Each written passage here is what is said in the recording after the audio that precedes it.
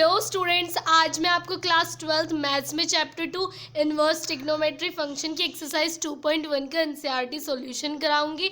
Okay, let's start. Find the principal value of the following. आपको ये कुछ trigonometric ratios दे रखे हैं, आपको इनकी वैल्यू प्रिंसिपल वैल्यू फाइंड करनी है। ओके, देखिए स्टार्ट करते हैं। कैसे आपको दे रखा है साइन इनवर्स, तो आपको सिंपली करना क्या है, साइन इनवर्स माइनस की 1/2 दे रखा है। देखिए क्या लिखना है आपको, साइन इनवर्स अब माइनस की 1/2 साइन की वैल्यू लिखनी है। पहले तो आप रेंज देख लें, पाई साइन की रेंज होती है माइनस के π/2 से प्लस के π/2। ओके, तो आप इसमें लिख सकते हैं रेंज। तो आप माइनस की 1/2 को साइन माइनस के π/6 लिख सकते हैं, या माइनस के साइन π/6 भी लिख सकते हैं। अब देखिए साइन इनवर्स से साइन खत्म हो जाता है और आंसर आपका माइनस के π/6 आ जाता है।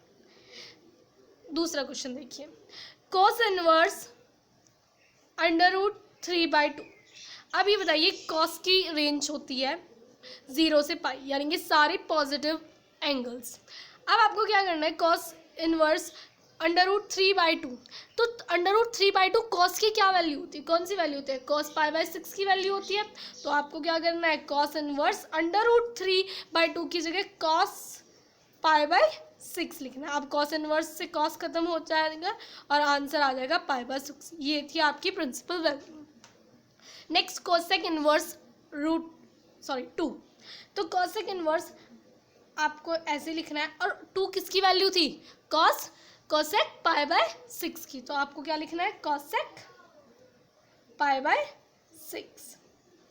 कोसेक इनवर्स से कोसेक खत्म हो जाता है, आंसर π/6 आ जाता है। ये थी इसकी principal value. tan inverse minus के √3। अब ये देखिए tan की रेंज क्या होती है, tan की रेंज भी π/2 माइनस के π/2 से प्लस के π/2 होती है।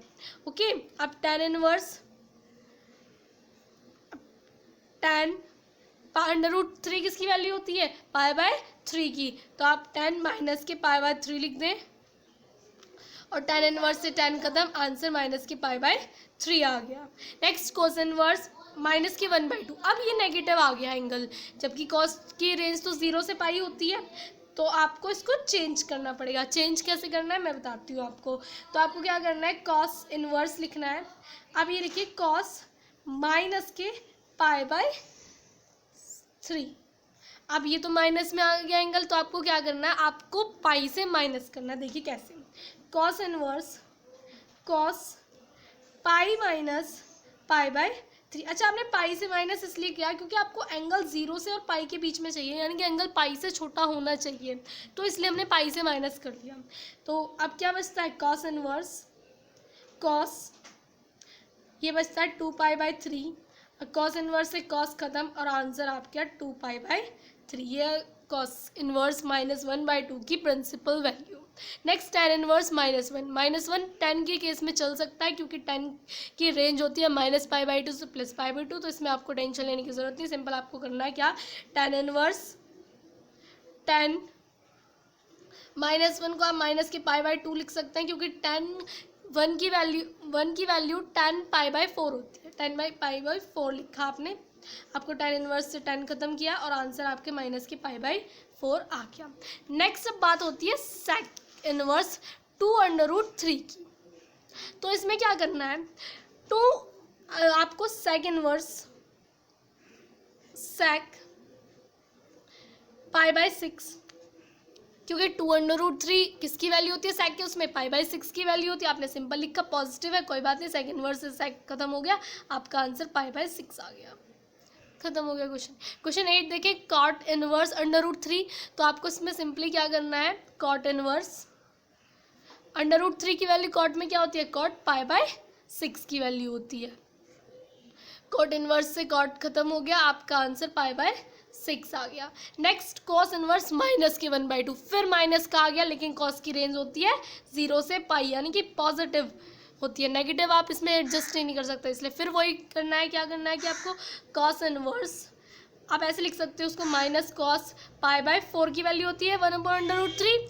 आप इसको ऐसे लिख सकते हो कि cos inverse cos pi minus π/4 cos inverse, ये बचता है कॉस 3π/4, और आप कॉस इनवर्स से कॉस खत्म करें, आंसर π/4, 3π/4 आपकी प्रिंसिपल वैल्यू आ गई। अब कॉस सेक इनवर्स -√2, तो कोई टेंशन नहीं, क्योंकि कॉस सेक की रेंज तो माइनस के π/2 से प्लस के π/2 होती है, बस जीरो एक्सेप्ट जीरो, जीरो नहीं होता उसमें, ठीक है। आप सिंपली इसको ऐसे लिखिए, cos inverse cosec minus के π/4, और कॉस सेक इनवर्स से कॉस सेक खत्म कर दें, और आंसर माइनस के π/4 आ गया। अब आपको आई होप थोड़ा सा समझ में आ गया होगा।